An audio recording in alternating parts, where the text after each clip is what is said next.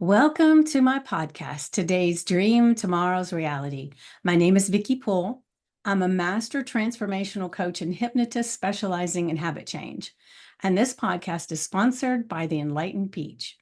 And it's all about embracing our mosaic life. Now, some of you may ask, what is a mosaic life anyway?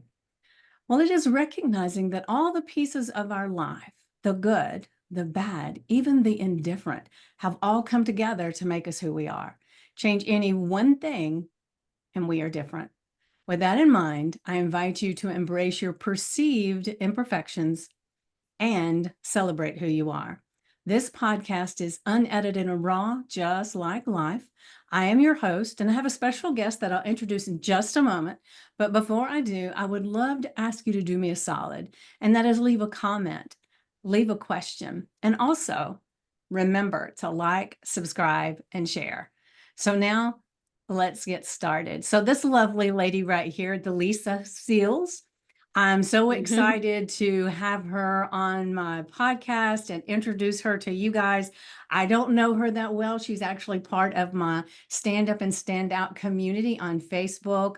And I did look over a few little things, and I see you've written a book and you've got grandchildren, and there's so much to explore.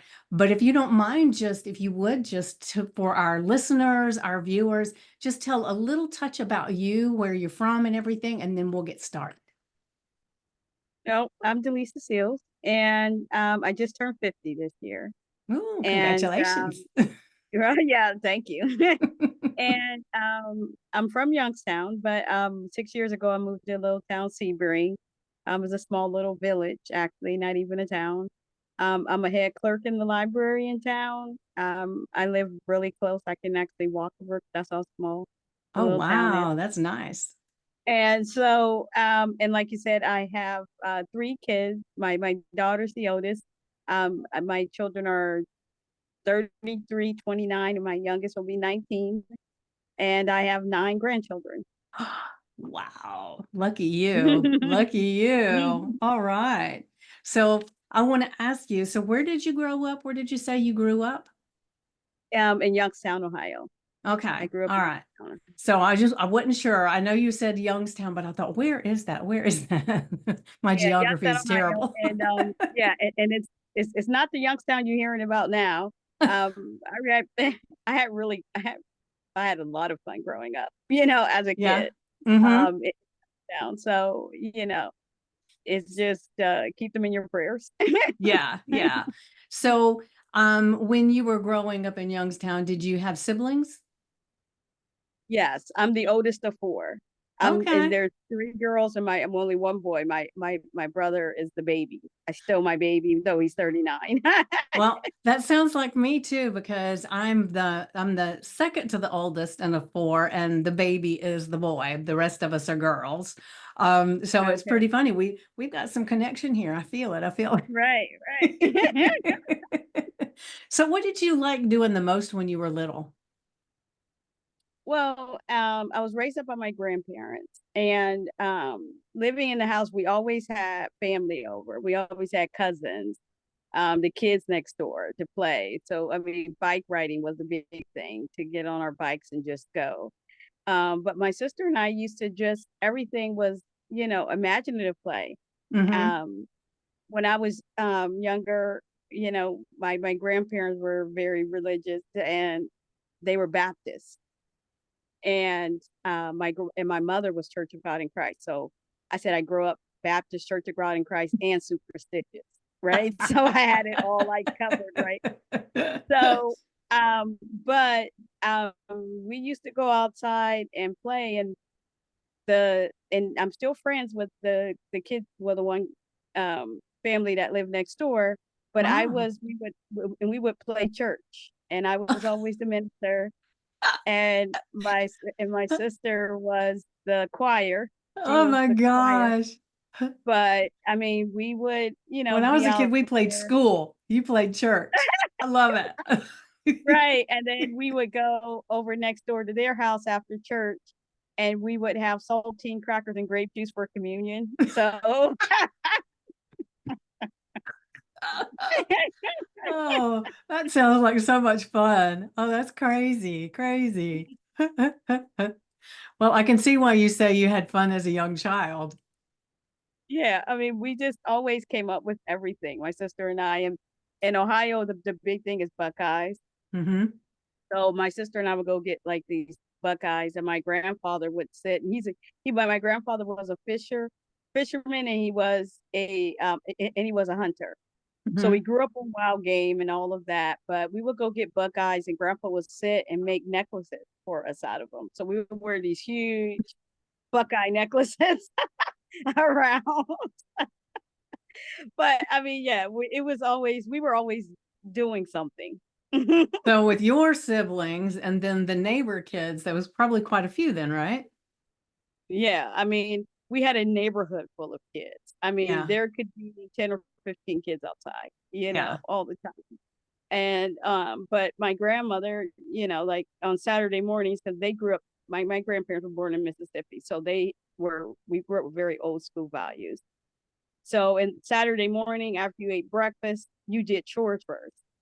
So all the kids are outside playing, and you're downstairs with the ringer washer, washing clothes and hanging up clothes and doing all that before you can go out and play. So I mean, I mean, there was a lot of structure. There was a lot of Yeah. structure, but there was also a lot of fun. Yeah. So does that mean if there was a lot of structure, does that mean as soon as you got away from home that it was like, hallelujah, I don't have all these rules anymore? Oh yeah, most definitely. And that's why with writing my book, I started to write a one woman show about my grandmother called Homage. Still in the process of writing it because there's all these stories, and I'm Mhm. trying to keep it to an hour. But my grandmother would say things like, you won't appreciate the things I'm telling you till you're 30. But she didn't realize it would take me to 45 to really appreciate it. Well, there's an exception to every rule, right? Right, right, right. So, what is it that made you decide to do this one woman show about your grandmother? Well, I mean, I was toying with the idea a little bit. I've been doing storytelling on stage. I joined a Hmm. storytelling group to try to get my confidence back up because I always wrote poetry and I haven't done it for a long time. And with Stacy and Sean, they were doing a Do the Big Dream, and they were like, doing this live, and they said, well, "What is your big dream?" And I typed it before I could think about it, and I said, "I want to do a one woman show about my grandma." And I was like, "Oh no, wish I could take that back." Now, now it's out there. It has to happen, right? Right. So I started writing it, but it's just like, like I started, with the stories. It put me through like a grieving process though with my grandmother, a Hmm. little bit. And it was just like, but I said such a good foundation with them. And it just really, I'm just really appreciative. And she was a character. So now I just want everybody else to know her too. Yeah. Well, I don't know if this is anything that would benefit you or not, but I just recently, not too long ago, had a guest on my podcast and he was a writer. And one of the things that he said he did was he did voice notes. He would talk into his phone or his device and he would tell the stories that he was wanting to tell. And then he would take that and have print it out. And then he would edit from there because he said that sometimes in the typing, he wouldn't think about things that when he was just talking that came out. And so that might be something that you could try to do. And then you just print them out and then you can just go from there. Yeah, I mean, I've been writing, but I've been, like recording. Because then Hmm. after I'm sitting there, I'm like, oh, what did I? Because I can ramble, like how you're writing, but when you're talking, you just ramble. But Hmm. like you said, gives you a little more clarity about what you want to write because it's very interesting like how you said with them writing like that, like when you're talking and you're telling a story, it kind of excites you and it brings up another memory. Hmm. But then you're It's a writing, it's whole just new like, oh, you level, right? right. And because when you're writing, you just want to get it out. You want to hurry up and write it down before you forget.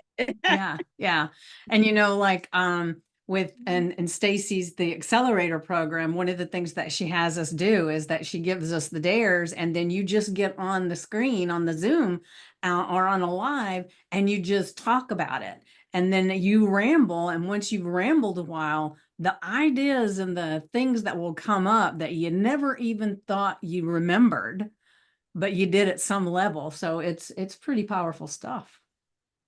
Yeah, it is. It's very interesting, the power of words. Yeah, You yeah. especially how they connect people, how they connect different things, like how you could, I went through a real big transformation during COVID, and it's amazing how your life can change once your perception change and once your words start changing, and my self-talk started changing. And that's how I came out with my book, Clearing the Room. It's because it was just my journey of transformation, and it's just like, going through healing and, saying, oh, I'm healed, but actually going and doing the work. It's actually hard, but it's actually, worth it, and it Hmm. was necessary for me to actually get to this point. So what happened during COVID that you had to heal from? Well, well, just going through from abusive relationship to abusive relationship, and then during COVID, I got out of an abusive relationship. That was 2 years, and I was with my son. But that's why I moved from Youngstown to Sebring. I made a big jump into another city, and I got out of that relationship, and it was like during COVID, and we stayed in a hotel. And so I was going through school. I graduated college, and then my son was going through school because, I was teaching him. And I just said, Lord, if you want me to stay here, just provide us a place. And we've been here. I had to start all over again and everything else. But that's been 4 years. And I mean, it's just been so peaceful and just great. I mean, just the journey I'm on now. I'm just enjoying the journey now.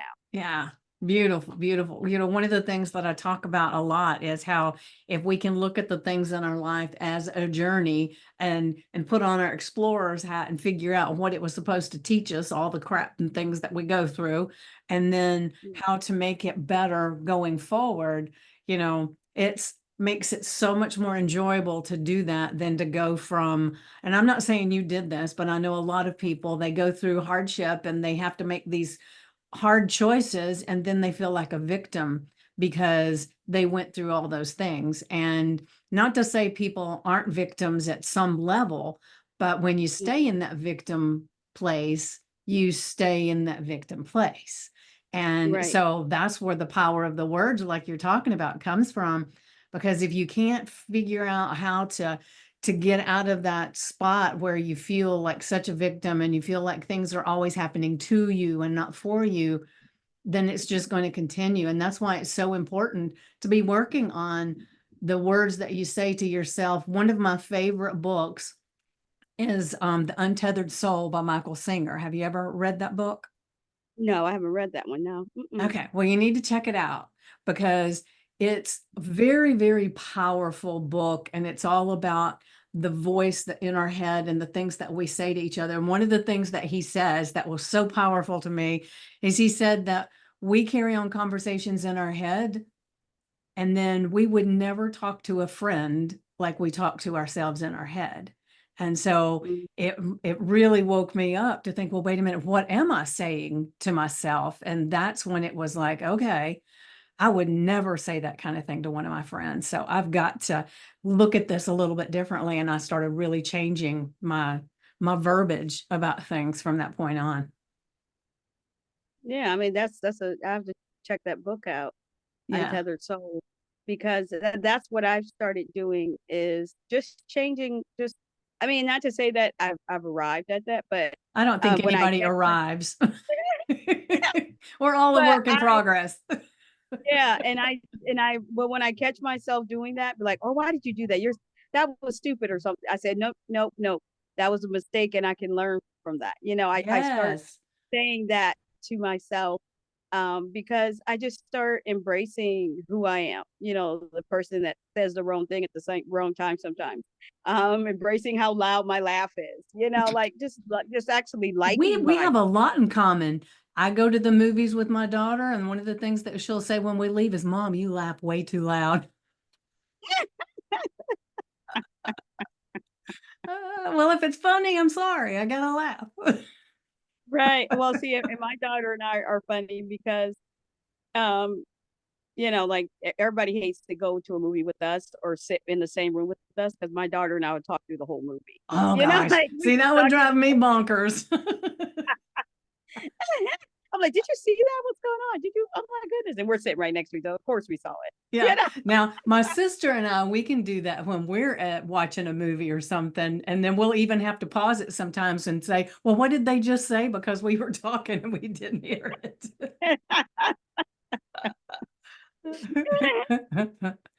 But So, those are good moments. Yeah, yeah. So when did you write your book?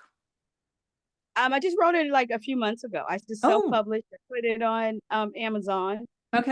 and said it was time for it to come out because it's been sitting in my laptop for a long time. But I knew that it wouldn't have ended the way it did, like with the poems I've had that showed healing, if I would have released it years ago. Yeah. Like Perfect timing. right, because I'm a perfectionist, so I was like, is it long enough? Do I need to? I said, nope, just release it. That's all I need to do. I just need to get it out there, and I mean, that's what I've done, and I just always try to stay creative with writing and doing that kind of stuff because there's a whole lot more poems because I've been writing for a long time. But yeah, I've been thinking about a second book, but it's just like now I just need to keep being obedient and keep doing whatever the Yeah. doors keep opening for. Yeah, beautiful. Well, just for those that are watching or listening, and the description of this episode, once it's published, we will have the links to your book, and links of any place that they can connect with you and places that they can connect with me. So it'll all be there so everybody can take advantage of reading the book. So is it on Kindle as well, or is it just on a physical book? It's on Kindle as well, Okay. and so it's both. It's both. Okay. Yeah, but it's on Amazon clearing the room. It's under DeLisa Seals. Yes. Oh, I am so excited. That's Yeah. so So I mean, exciting. it is. It actually is exciting to me because I mean, doing podcasts now and just meeting the people that I'm meeting. I mean, it's just like I would have never thought in a million years that I've waited so long just trying to, like how you said, I always adjusted myself or try to fit in to with people. And I have made this mantra in my life, like I thrive in places where it's safe to be me. And I have to be in safe places. I used to say to myself, oh, I don't like surprises, but it really wasn't that. It was just that I didn't feel safe or Mm-hmm. the people around me I didn't feel safe with. Mm-hmm. I I mean, it's very interesting when I look back how many years I just stayed almost like stuck with people, like I was so reliant on people, like, I was so needy, like, oh my goodness, I need this person or I need that person. And if I go back to my childhood and look, I was so self-reliant at one point, and my grandmother always spoke, to me. She never let me isolate myself if I got, Mm-hmm. by myself because I was really shy as a kid. So to do this now is just like, wow. I was like, this was me all along. Now I get to do all of this stuff. It's like great. I know. It's beautiful. I love that. So when when you were a child, you said that you were very self-reliant, but then later you became needy. What happened? Do you have any idea? I don't know. I know a lot of like, like abandonment issues about my mom Yeah, and things like that. I can see And that. yeah, and self-confidence issues. So I think that's where it came from. And me being the oldest, but yet still I was kind of isolated from my brothers and sisters. So our relationship now is kind of like a little rocky, but we're close, but not as close as we should be. So I always just kind of like dumbed myself down kind of, and kind of, So tried you didn't everything. rock the boat kind of thing? Yeah, yeah, stayed out of the way, and kind of growing up with the notion that certain things weren't for me. And so it took me a too long of a time to finally come out of that. But I'm glad I did finally, but it's like now I have such good people around me, and it's, because I wouldn't even make friends at one point in my life. And Hmm. now it's really interesting to call up people or text people, and now it's like, oh, I have friends now. Well, you do have friends now, that's for sure. Right. And, Right. like I said earlier when we were chatting, that I was so grateful that you're part of my group and you were one of the people that, I give everybody an invitation. I give them this, make sure you go in and introduce yourself. And some people do and some people don't, but you did just right away. And it was such a beautiful post. And I loved the picture. And was that you holding your book? Yes, yes. Yes, Yeah. yes. Yeah. And so it was like once you did that, well, it got some other people to say, well, it's okay for me to do this too. And so I think that's what you're doing with the storytelling that you're doing and the book that you've written, is that, and the book that the one woman show that you're writing, is that you're waking other people up to their possibilities too. And that's a beautiful thing. Well, thank you for saying that, because Julie Trainer, her and I, because she said, I think I want to write a one woman show. I said, you have a one woman show. And I've been reading, and I said, this is my year of yes, my whole year of yes. If I have Okay. to do it, I'm not afraid, because Shonda Rhimes has a book called The Year of Yes. Okay. And I've been listening to it on audiobook. And I need to write this down. The Year of Yes. oh my goodness, it's an amazing book. And she wrote it some time ago, but I've been hearing about it, being in the library, never read it and everything else. And for some reason, The Year of Yes came to me. And I said, wait a minute, I think that's a book. Like I'm in the library. I'm like, that's a book. So I look it up and I said, that is a book by Shonda Rhimes. Somebody recommended it to me years ago, never read it. I started listening and I said, that's what this is. This is my year of yes, not turning down anything. So when Stacy told me to put a post out and tell people I want to be on their podcast, guess what? I'm going to have to do it afraid. Yeah. When Yeah. I get that, when God told me it's my time to release my book and to put out there, I'm doing a one woman show, and guess what? I'm going to have to say yes, because I don't know, what's on the other side of the yes. Right. I know what's on the other side of the no. There's nothing. There's That's nothing right. on the other side of a no. That's right. And my grandmother used to say that a no, like she used to say that a yes never harmed anybody, but a lot of no's have. And I Mm. said, you know what? But you have to say yes. I mean, how can you? I was never a person who asked for help or asked anybody for anything. But now it's like, no, it's actually two, that two are better than one. Mm-hmm. And it just like you said, you just don't know how you're helping somebody else by just saying, hey, you have expertise in this, can you help me do this? And people are so excited to help you, and Yeah, it is really really amazing to see that. it is. It is. And as you're talking about the Year of Yes, it makes me think, did you ever see the movie with Jim Carrey, The Yes Man?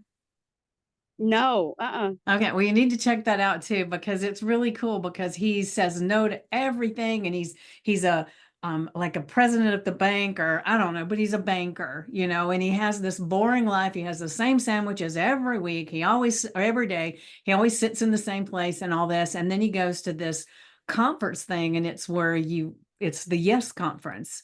And mm-mm, so he starts saying yes to things, and he meets people, and the way his life changes just from saying yes is just mind blowing.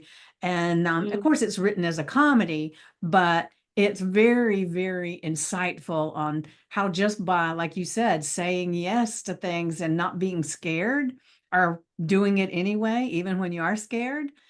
I mhm. mean, the opportunities that show up, the people that you meet, the things you get to do, is just so out there that you never would have dreamed of, right? I know that's the way Oh it is yeah, for me. Yeah. most definitely. And that's why with Shonda's Rhimes book, I mean, that's what, her sister told you never say yes to anything, and she was like, and I said it wasn't even that I wouldn't say yes to certain things. It was just sometimes I would avoid certain things, you Mm-hmm. know. Yeah. I would see something like, a conference or something, especially like a women's conference. And I just wouldn't go. I just Yeah. like, oh no, I don't want to be there with all those people and everything else. But many times of now that I now go to a women's conference or a Bible study, or now I just go to a meetup and the people I meet, and it's like, oh, this is what is out there. This is, and it's just great to Mm-hmm. see just I mean, just how big the world is and the people Yeah. I connect with. Like I would have never met you if I never said That's right. That's right. yes. Yeah, I'm so glad you said yes. I really am. Right. Because I love your smile. You radiate this positivity, this feeling about you. And so I'm very glad to have you in my group and on my Thank podcast you. and just in my world in general, right? Um, Well, yeah. yeah, and as you were talking, one of the things that was coming up for me was that when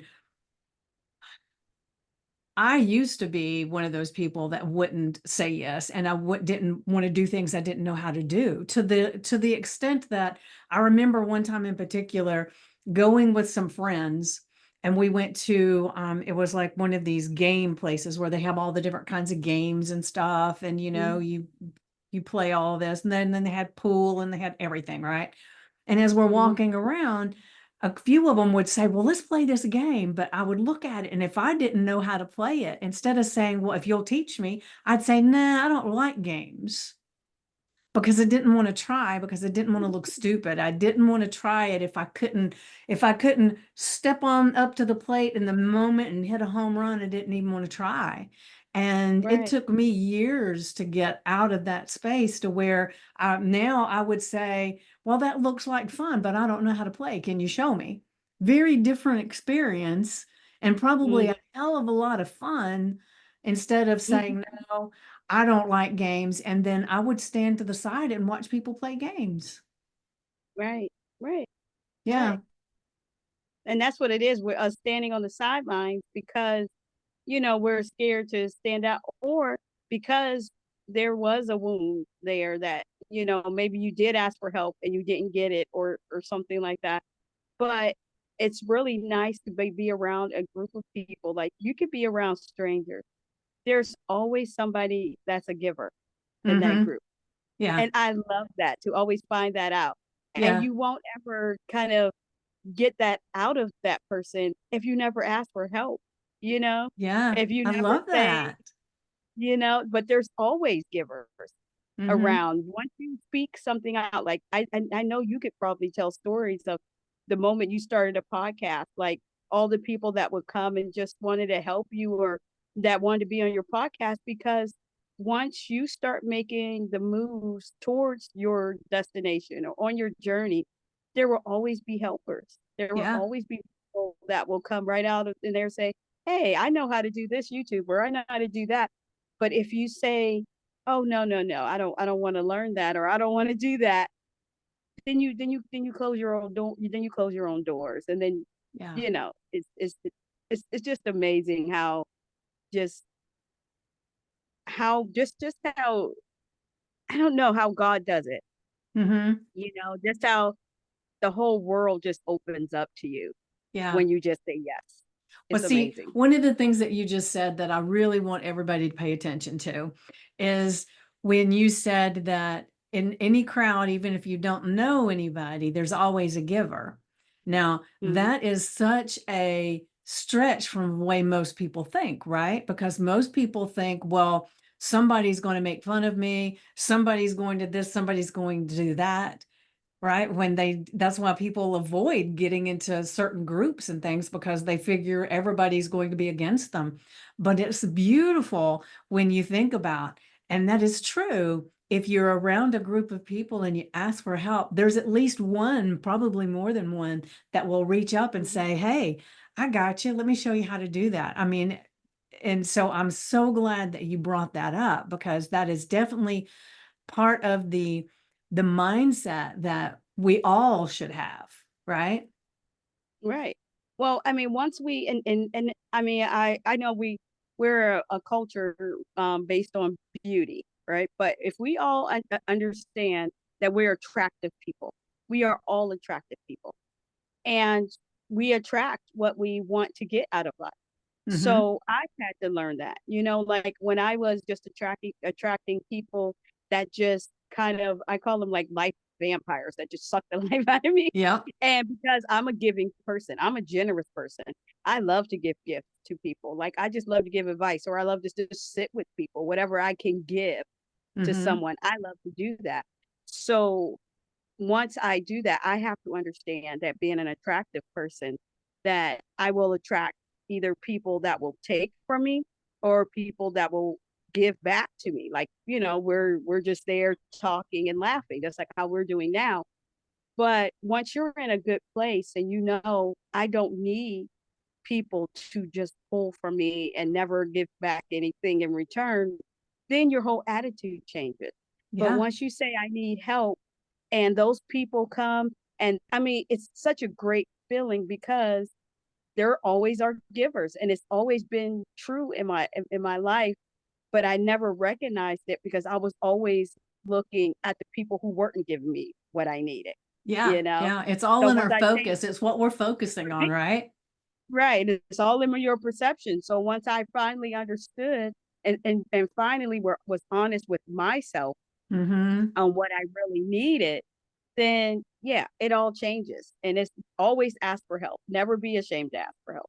That's right. That's right. And there's and one of the things you said just a little bit ago was about that book that you had knew about the book, but you just didn't do anything with it for a while. And that's that old thing is when the student is ready, the teacher will come, right?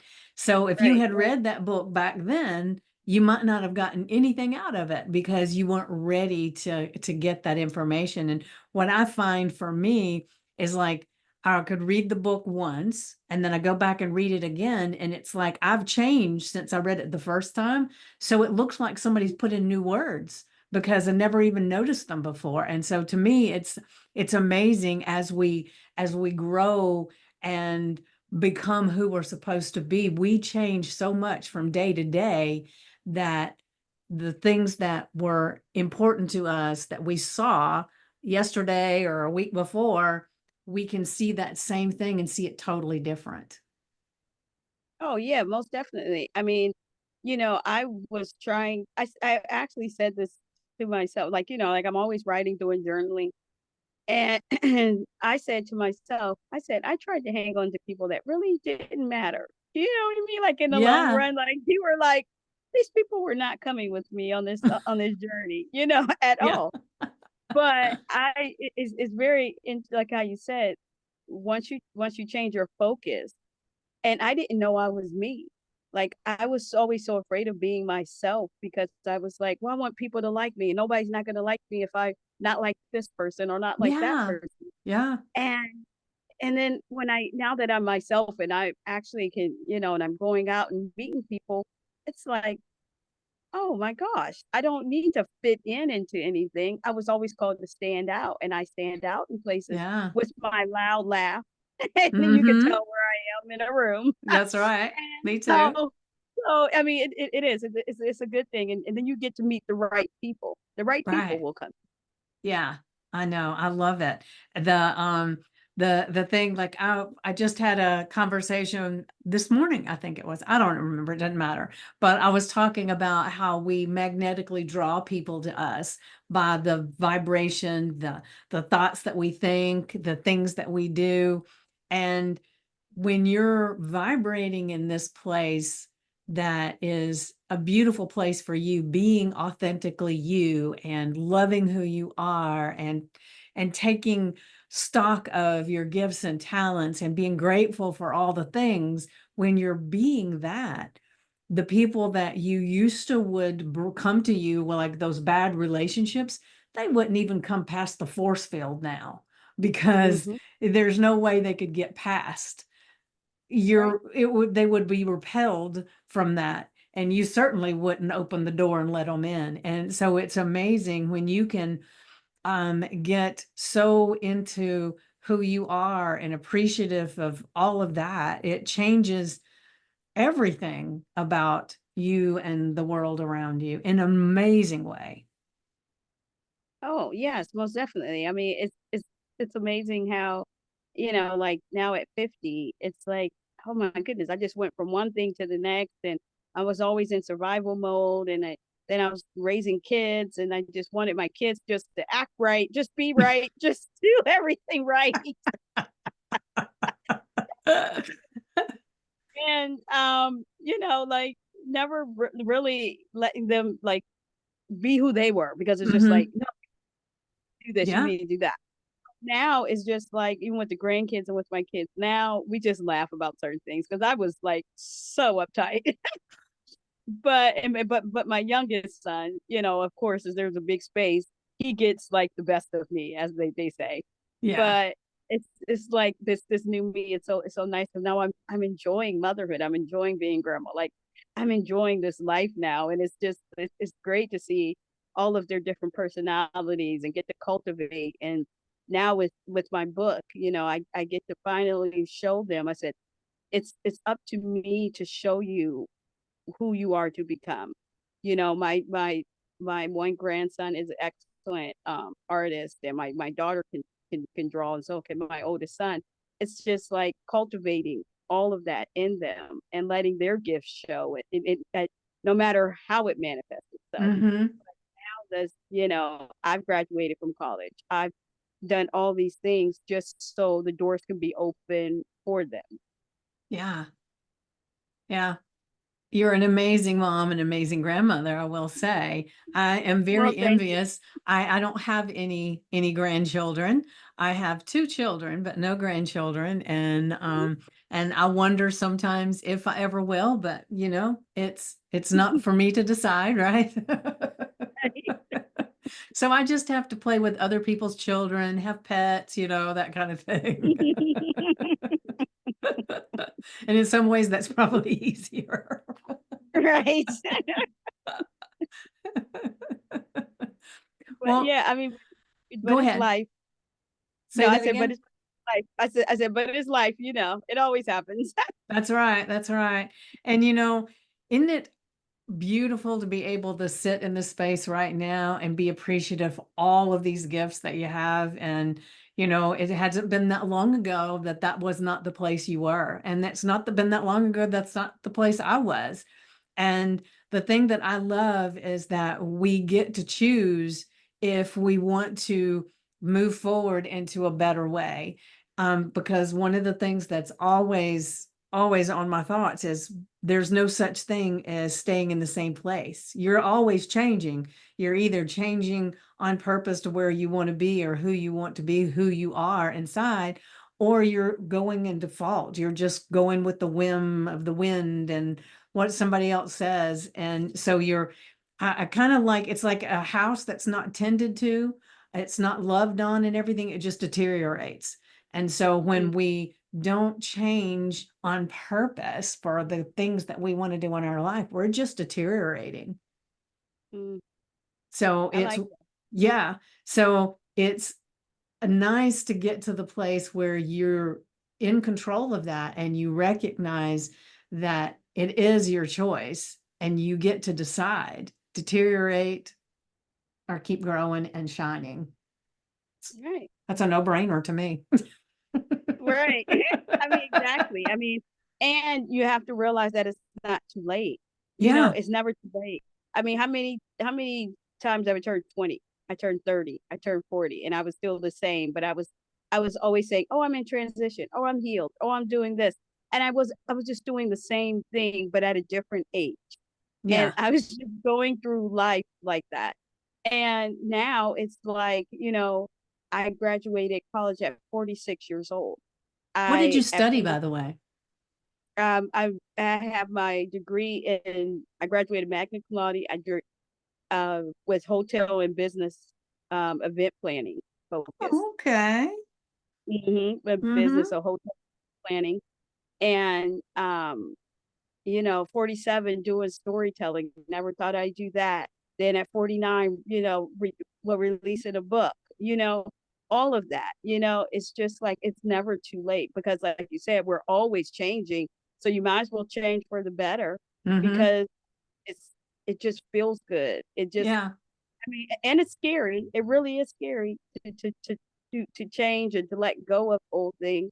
But once you do, I mean, your life will never be the same. That's right. And the thing too is like um when we're going through the process of changing and it's scary and we do it anyway. I mean, the gratitude and the confidence that comes to you is just so huge in helping you to, because I figure like if you can do it once, you can do it again. So if you step outside your comfort zone and you do it and it ends up being better than what you expected, then it's really easy to do it the next time. So it's like one of those muscles. You have to just kind of exercise it a little bit and tease it some so you don't start with the biggest thing. You Mhm. start with something small so you can kind of get that muscle built up just a little bit before you start leaping. And then you can leap and jump off cliffs or whatever the hell you want to, because you know that the God's there and the net's going to catch you. You're going to make it. No, I love that. Yep. Yeah, I mean, how many times have we fallen down? But I mean, even as little kids, I mean, you see them toddling around at 1 years old, but they would never know how to walk if they didn't fall down and bang something. And they were like, okay, I'm not going to do that again, I know. And then the parents sit them in a little chair and they tie them down so they won't ever get hurt. Right. Right, but I mean, that's the thing. We just, I mean, I think we have to go back to our childhood. I think we have to go back to the simple things. I Hmm. think, I mean, there's always this little girl inside of me, and yes, I want to protect her now. I didn't protect her for such a long time, and now I want to speak up for her. I'll tell people, no, you can't say certain things to me because no, that did not feel good. I have to be honest with myself now in certain spaces because I'm at work and I'm in a small space, but it's like, and we all have different personalities, so we all have to respect each other's boundaries. But I used to not speak up for myself, or I was so reactive that I would wait till something would build up and then just spill out on everybody, and everything Hmm. else. But now I know how to express myself without doing all of that. So it actually just feels good now how I use words. I've Hmm. always used words. I've always written. I've always did poetry. I've always done everything, but I've never ever mastered how to use those words. And Yeah. now I get to use them the right way. Yeah. That's beautiful. Well, you're definitely doing a great job of it because I'm loving this conversation. Well, thank you. Thank Yeah, you. yeah. All right, so we're getting close to time.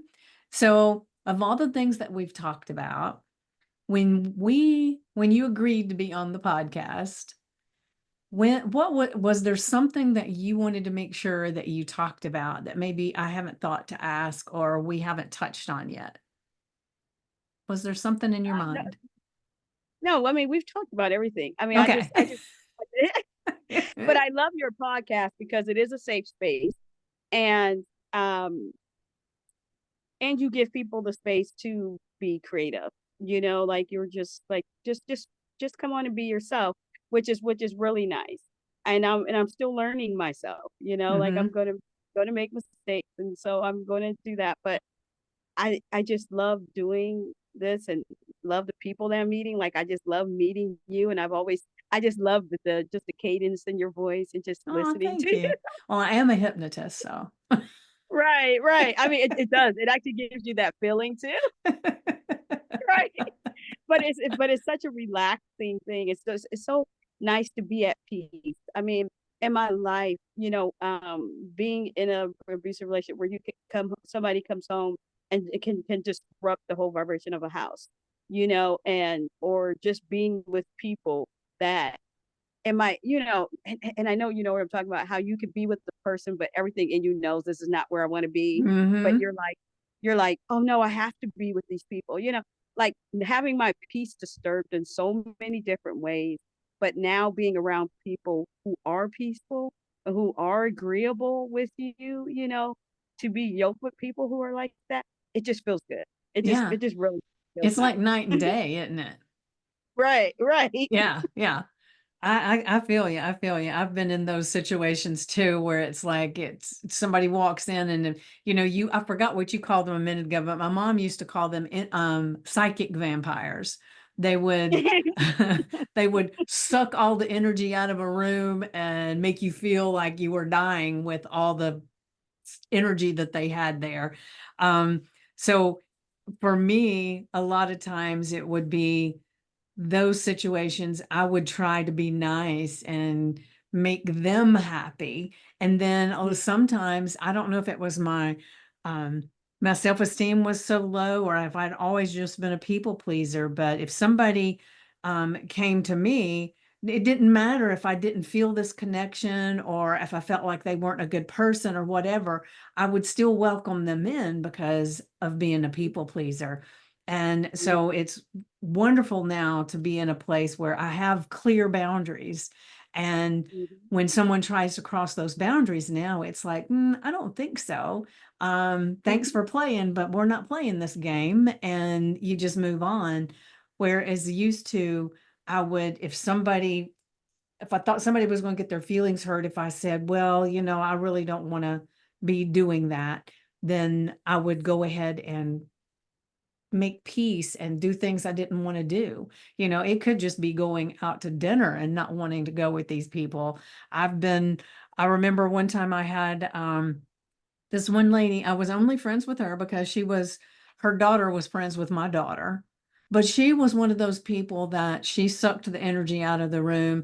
There was not one solitary word that would come out of her mouth that wasn't some kind of depressing thing or a construction of some talking about people in a bad way. And she would talk about people in the restaurant. It was like very hard to sit and listen, but I would Mhm. still invite her all the time to go to dinner with some of my friends. And one of the times, this one lady who hadn't been in there in a long time, she said, "Oh my gosh, Vicky," she said, "please don't ever invite that woman again." She said, "If she sits in dinner one more time," she said, "I think I'll slit my wrist." She said, "This is horrible. I've never met anybody that could depress a crowd so much."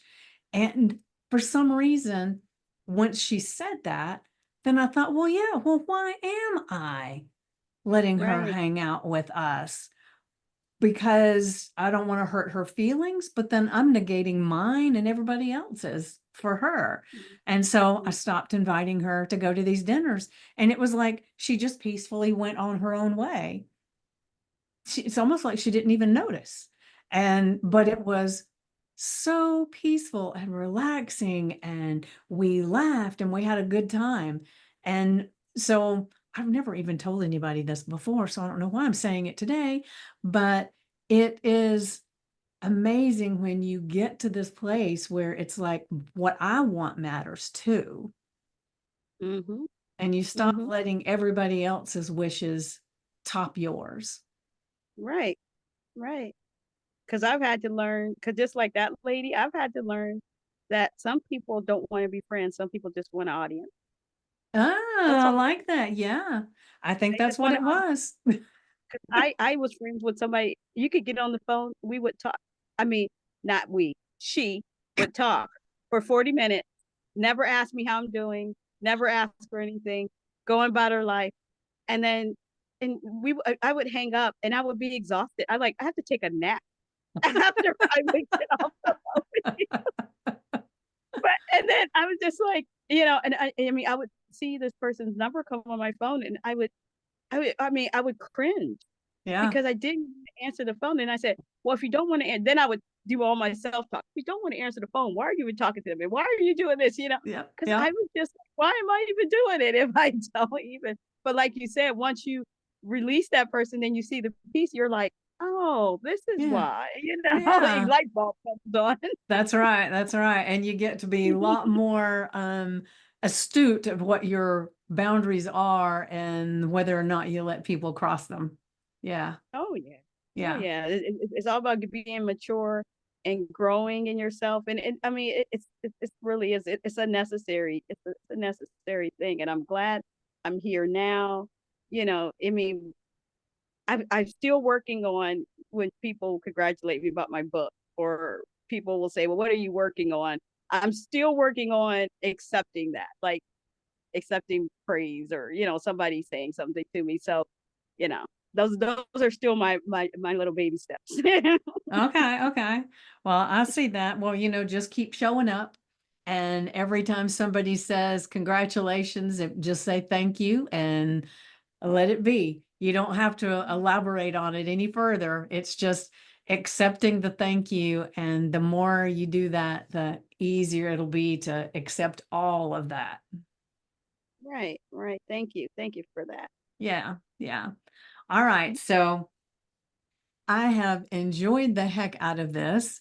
And so I look forward to seeing you in the group more, and maybe I'll have you on again at some point. And I can't wait to see how this one woman show is going to turn out, because I know it's going to be amazing. And I can't wait to see what all shows up in your life, because you definitely have this blessed presence about you now. So I know everything's going exactly the way it should. Well, thank you. I appreciate it and I receive All it. right. See, there you go. You received it. Thank goodness. Well, DeLisa, it has been such a pleasure. And so I'm going to leave everybody with my favorite quote. And so my quote is, the best way to predict the future is create it. Now, for whatever reason, it always seems to fit perfectly with every conversation I have. And so it definitely holds true for this one. So thank you so much for being here today. And I thank you for everyone that is watching or listening. Make sure to check out the show notes and connect with DeLisa, or connect with myself, or with both of us. It doesn't matter. But have an amazing day, and we will see you soon. Mwah.